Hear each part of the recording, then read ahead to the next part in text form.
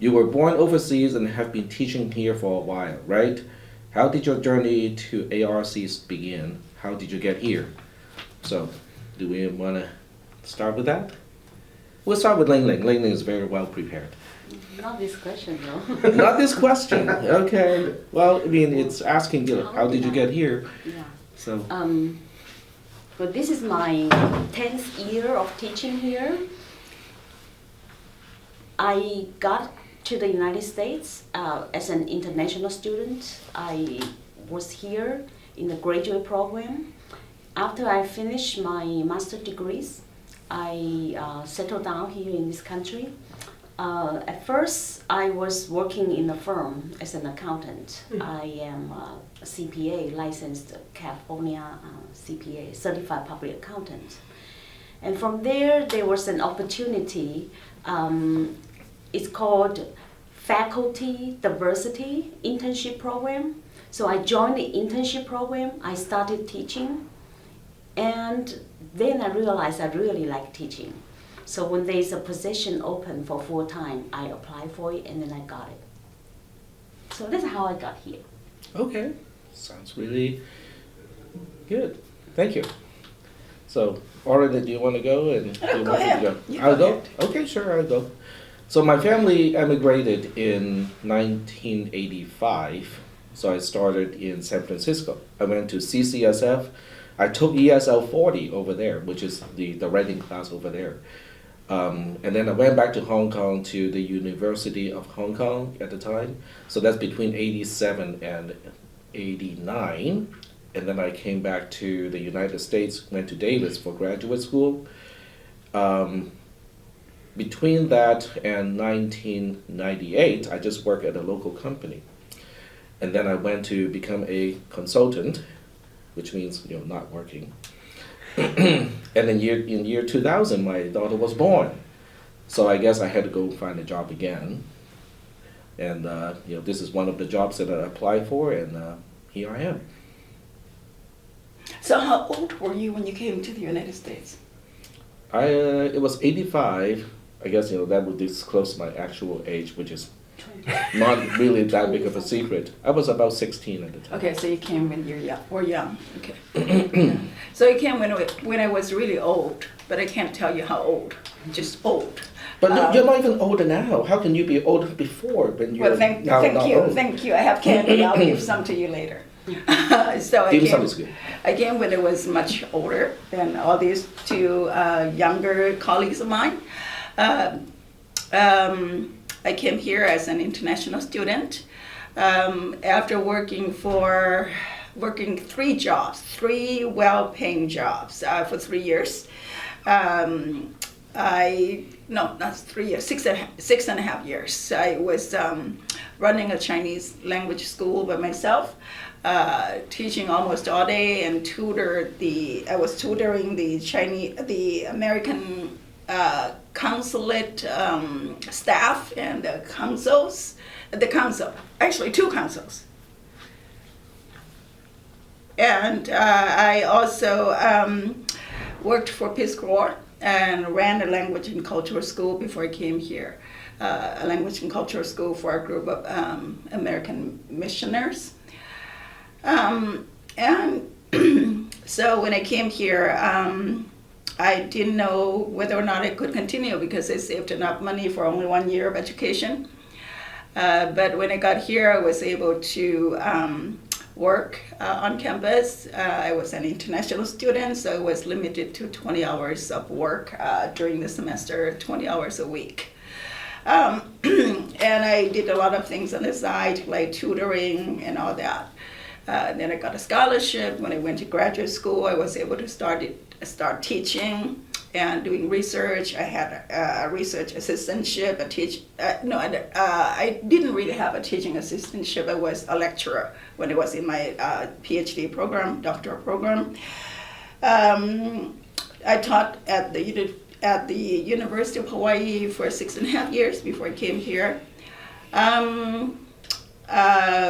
ARC was one of the jobs that I saw when I lived in Chico. I moved to California for a personal reason, and when I was living in Chico, I saw this job announcement, applied, and was too scared to drive here. So a friend drove me here for my job interview, got the job, so moved here. Still couldn't drive here, so a friend moved me here. I had a very nice friend. We rented a truck and came here. I've been here for 20 years. Well, going on 20 years, over 19 years, and I like here, see. Cool. So I guess we can move on to the second question, or do you guys want to talk more about the first one? No, I think I gave a really long answer, so I don't need to add anything, but two of you. All right, we'll Like to move on add to the something? second one. The second one is kind of, The same part as of the it first is one. only applicable to, one part is only applicable to Oregon, so we'll get to that part. But the first part is applicable to everybody. It says, describe, if you will, your experience in learning English. So, Ling, how did you learn English? I learned English starting from China. When I was in China, I already learned English. But even so, when I landed in the United States, I still feel not enough for me. I'm not well prepared. For example, I went to the grocery store and the cashier talked really fast and I couldn't get it. So, but gradually I picked it up. I think one of the important parts of learning English is to get involved in the community. So when I was in the graduate school, I lived with the host family.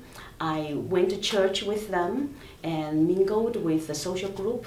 And I also get myself involved in lots of campus activities. So the best way to learn English is not just to read a book, but to practice. Right. So I guess it's my turn. Well, I kind of cheated, but don't cheat, as a student. I cheated because in Hong Kong, being a British colony at the time, I went through elementary school, middle school, and high school, having English as one of the subjects that I had to take. So when the family emigrated in 1985, I was able to read, write, and listen, to the British, kind of accent. So it did take some adjustment to the American, accent and also how words and phrases were used. Like if we drove by, a body shop and go like, what kind of body would they sell in a shop?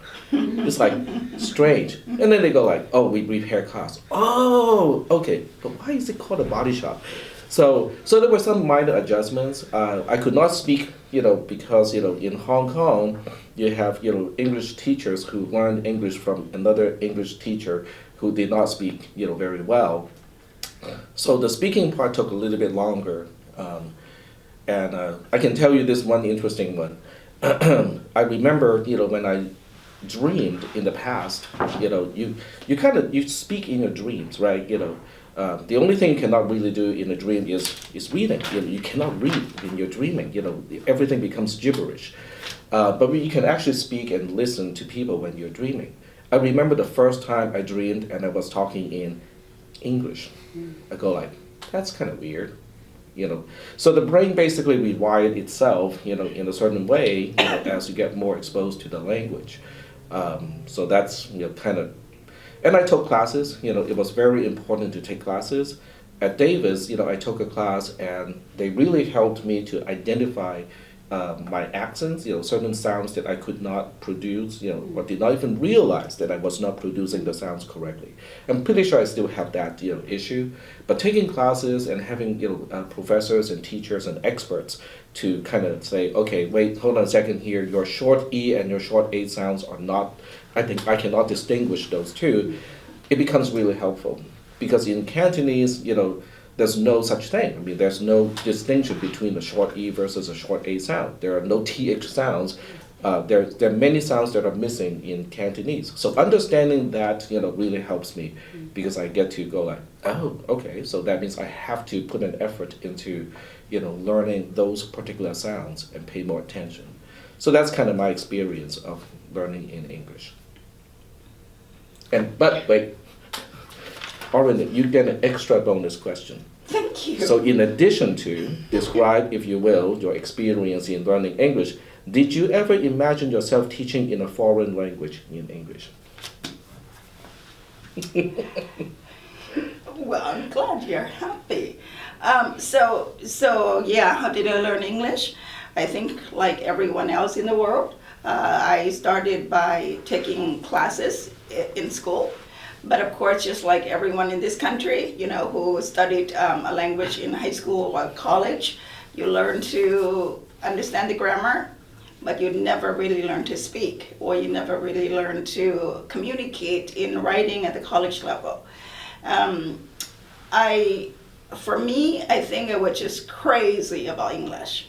So I didn't have the money to pay anyone to help me with English. I was living in Thailand, working full time, saving money for advanced education, and so I traded lessons with some Peace Corps volunteers.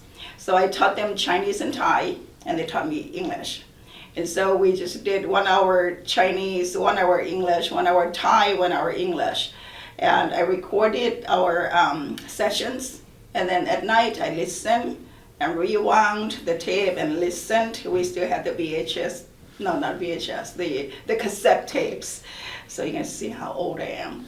And at night I would be listening, taking notes, working on my vocabulary, grammar, pronunciation on my own. And my mother was worried about me. She probably thought I was going crazy, because I wouldn't go to sleep until, I don't know, really late, 1 o'clock, 2 o'clock. I just enjoyed what I was doing. I really did. I loved, and still do, I love languages.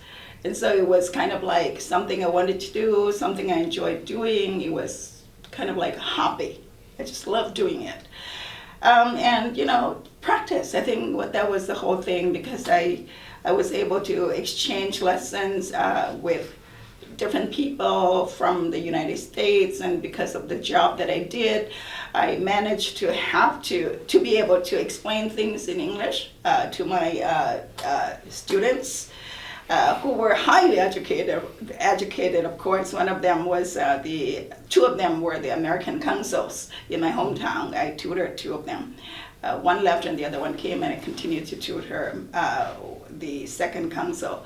And the foreign service officers, So it was a very good experience, and I think that's how I learned. I had to use the language because of the things that I was doing. Even though I was living in Thailand, I don't believe that I spoke that much Thai, because I was working from 8 to 8, I guess, 8 in the morning to 8 in the morning, sometimes to 9. And I was using either Chinese or English, or I would be using Thai as well, but and so English, Chinese, Thai, but I wasn't using Thai as much, really. So I guess the best way to learn is to practice, to use it. And when I came to this country, I think I was already very fluent. I really didn't have to take ESL classes. I was also teaching English in Thailand. So, but what I needed to do was I took a writing placement test and reading. No, I don't think I took a reading placement test. I took a writing placement test at Michigan State University. I was there for my second degree, and I was placed in a developmental writing class, meaning I didn't have the college level writing abilities or skills. And so I learned a lot from someone who was working on his PhD, and he was actually a teaching assistant.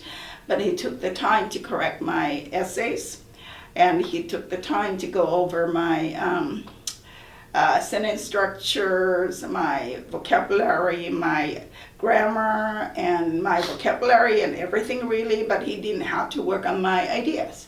So, because again, like most ESL students, I think we all have our experience, and all we needed to do, I believe I needed to just work on my language. And after a semester, I was able to take, the college level and graduate level English and teaching English as a second language classes. I was taking graduate level classes as well my first semester at Michigan State.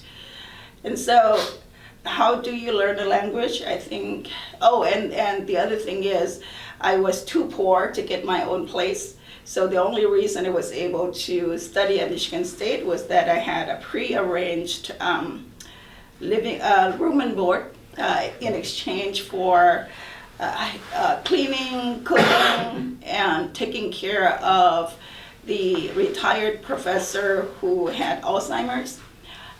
So I was able to manage to live near Michigan State University the first year because of the arrangements. And because of that, I had to speak English all the time. Nobody around me spoke Thai or Chinese. Once in a while, I would go to a potluck event and speak Thai and Chinese, but most of my days, I spoke only English. And I was too poor, and we didn't have Skype then, and we didn't have Facebook then, and I couldn't afford paying for the phone, international phone bills. So I barely talked with my family. So really, I was using English, I would say 99.9% of my time. And so I think it's really about practice. If you feel like you don't have choice, and because I really enjoyed what I was doing, I wanted to speak English. That was the reason I came to this country. So you want to speak a language well, you want to communicate in a language well, you want to learn a language well, just like learning music. You want to play the guitar well, you want to play the piano well, you want to cook well. You have to practice as much as you can. There's no shortcut. All right. I have to admit a mistake of mine because I misread the question. The question asked, did you ever imagine yourself teaching in a foreign language, not teaching a foreign language? I missed that proposition the first time. So we'll go back to Ling Ling and ask, did you ever imagine yourself teaching in a foreign language? Well, this is the process that comes in gradually. It's not like something I imagined when I was already young or many years ago. As I said, I was working in the accounting field, and I was very much involved in local community. So gradually, as I learn more English and more knowledge in my field, then I have confidence. And so it just comes naturally. When you are up to the point, then you would teach in English. So I never intentionally think about that or intentionally want to get it, but it just come along naturally. Okay. So my answer is no, because the question asked, did you ever, right? So the first answer is no, I did not imagine. The reason is because I did not imagine myself teaching altogether. I was one of the worst students ever, from kindergarten or preschool, because in preschool, I could not express, myself too much. So when I'm anxious or when I feel threatened, I beat my classmate. So that's Okay, I'm gonna move away. that's probably a good move. So I never imagined actually teaching, because I was probably one of the worst kind of students, since preschool all the way through high school. But what got me into teaching, I guess this is kind of answering a few of the further questions down the line, was I got a part-time job teaching at UC Davis, teaching my students how to make robots, and that was my passion. I like making robots myself, and more importantly, I like troubleshooting. I don't like to just follow instruction and get something to work the first time. I don't want it to work the first time. Have it broken so I can fix it, so I can figure out why it's not working.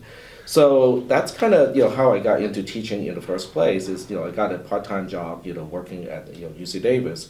And then started to when I needed to make money because of my newborn, I got this job, and so I started teaching.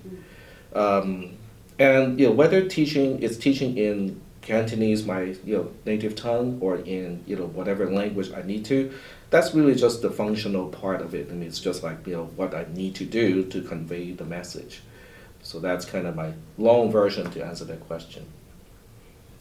Okay, so I am the opposite of you two because I always wanted to be two things. One is to be an interpreter for the UN. That was what I always wanted to do. No, actually three. And then I thought maybe I could become an international journalist because I speak 6 languages. I thought, hey, that would be great for me, and I love traveling. And then I thought, you know what, I want a PhD and I want to teach. And I always wanted to teach at a 4-year college or at a research institute.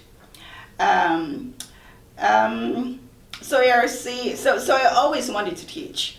And because, even when I was in Thailand, all I knew was teaching. All my life. I tutored or I taught in Thailand and in the United States. Besides working student jobs, cleaning and cooking and all those things, I also worked in a cafeteria. My real career goal was to teach or do research. And so, and because I always taught in different languages, in Thailand, it just was part of me. Never thought about it, never thought should it be English, never thought should it be Chinese, Mandarin Chinese, never thought about whether or not it should be in Thai. I just enjoyed teaching and never thought about it. Okay. So I'm looking through these questions. I think we'll hit all the bold-faced ones first, and I think that's a reason why they're bold-faced to begin with. What advice do you think is most important for your immigrant students? Can I start? Yeah. Okay. So I would say, you can be anything you want in this country. I never thought I would be where I am, but this is where I am. If it were up to my mom, who was a great mom, but all she knew was that a girl should get married as soon as possible and raise kids, take care of the house, and depend on the husbands, or have the husband, provide for her.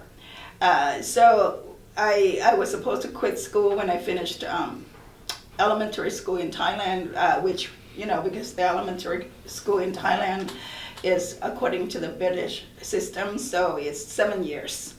When I finished 7th grade, my mom said, okay, done. So after that, how did I get here? I think I was determined, I was persistent. I thought that I could do anything I wanted to do, and I never gave up, and I think that's what, and I met the right people at the right time. I think it really depends on where you are. I was not supposed to get a student visa to come to this country because nobody in my family was able to give me any financial support or a statement to say that I would be able to pay for my education.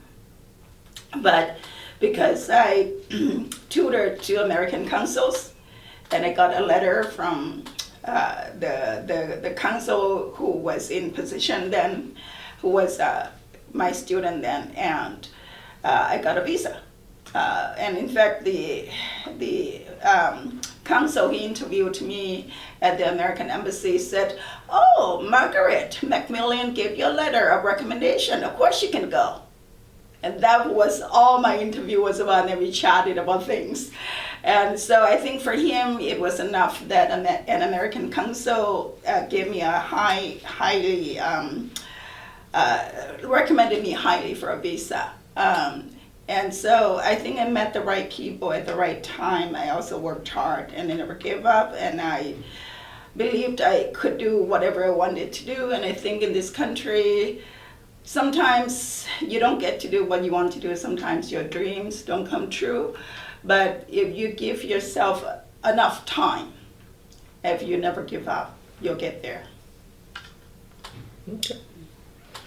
Well, I guess, do you want to go first, or? You can go first. Lily is so gentle. All right, so I got a few things, because I think the first thing, because it says, specifically for immigrant students, I think the first thing is to be open-minded and to be curious, about, the new things that, these immigrant students are experiencing that they did not experience before they emigrated. That was the first thing that I did. I looked at, as my uncle, drove me around. I looked at all the shops. It's like, what is a body shop? I was just curious. Okay, I went to the supermarkets, and Hong Kong has supermarkets too. But it's not kind of configured the same way. So there were a lot of new experiences. Went to Costco the first time. It's like, wow, this is big. So that was kind of cool. So I think I just really enjoyed the different experience. I just got curious and go like, what is that? What is that? What are they doing over there? You don't want to know. Okay, it's fine. So I think that's how I looked at the whole process of moving to a new country where the culture is new and there are new things everywhere. It's just being curious. I think the second one is because coming from a different background, different culture, different ways of doing things, I'm also skeptical of, is that really the best way or the right way of doing things? So I would question, things. I would question the new way, but I would also question the old way, and go like, well, this is how people used to do things, back in, whatever culture I came from. And then this is the new way of people doing it. So I would look at both and go like, well, but what do I want, right? What do I think is the right way for me? Sometimes it's neither. It's not this and it's not that. I got my own way of wanting to get things done. So I think that's kind of important too. Of all the different countries and all the different cultures, I think the American culture is one that respects individualism more so than many other cultures, and I really like that part. I really like the part that I can just be me, and as long as I don't break the law, it seems to be okay. So I think that's my advice, and just explore. I think just having the mentality to stay curious and explore. I think that's that worked for me. Ling Ling? Okay, I have 3 pieces of advices to immigrant students. First is about the language skill. English skill is very important. I know that most of the immigrant students, like I was once one of them, we all worked very hard. And we want to establish in this country. We want to get a job. However, language skill can become a barrier.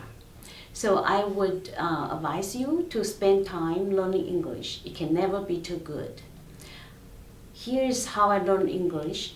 On the way to my work, I also listen to the English channel, like VOA, BBC. I see my friends who are here and who are watching the Chinese satellite TV. I would not suggest that. It's not a good way to learn English. So English skill is very important. In my class, there are foreign students, and whenever I give them a project to do presentation, they always ask me, can I skip this part? Can I just do the writing part? I say no, this is a good opportunity for you to practice. And if you just do the writing part, there's no point. So students need to be able to enhance your English skill. And this can become a competitive edge when you are looking for a job. I know many people who are very intelligent. They have higher IQ than I have. They are scientists, they are engineers, but they always got stuck in the entry-level position, or it's hard for them to get their first job in the United States. The reason is because of their language, because they are not good at English. Okay, so that's my first advice. My second advice is about the cultural intelligence. Foreign students, immigrant students should not be intimidated. You should get out of your room, get out of your apartment or your house and mingle with the local community. Learn the good thing, the good culture of this country and its people. For example, even a handshake. How does people here, how do they do the handshake? Also,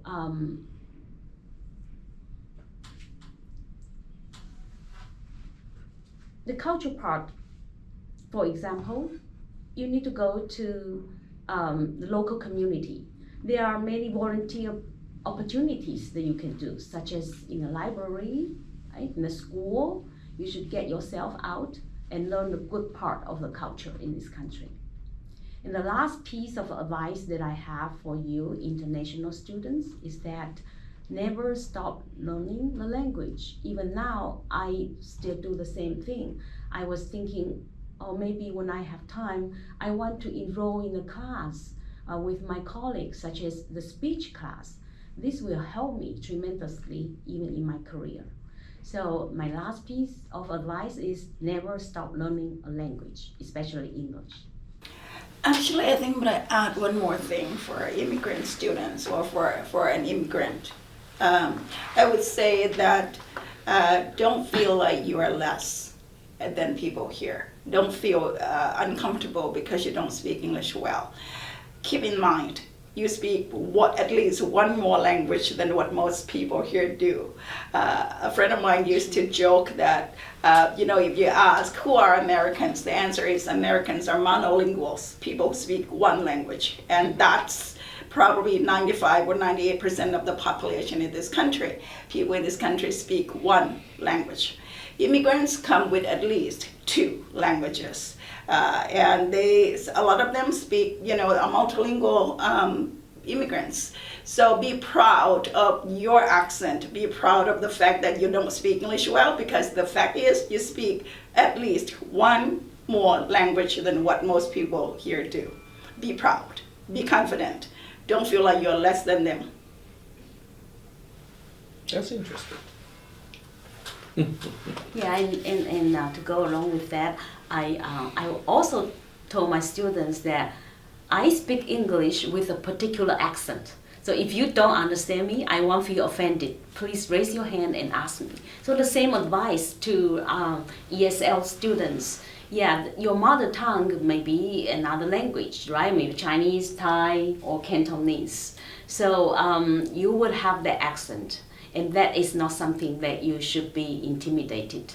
That is not something that you should feel inferior to others. Instead, you can tell people that I do have the accent, but I'm willing to answer your question if you don't understand me.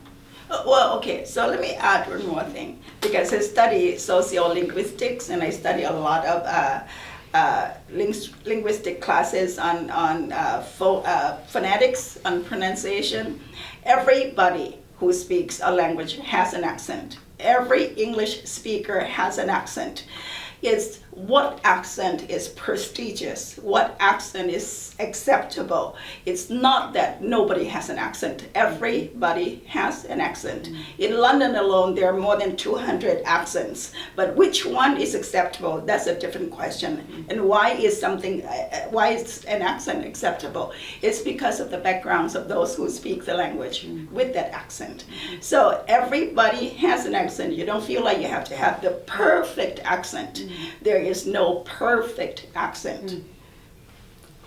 Okay. Well, do we still have time, or we can still have time? Huh? Okay. Because I want to answer this one. It says I will have it for a little bit. If you had never emigrated, what do you think you'd be doing in your native country?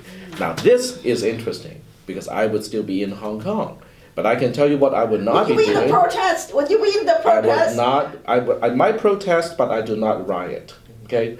Because back in 1989, during the Tiananmen incident, I was a university student at the University of Hong Kong.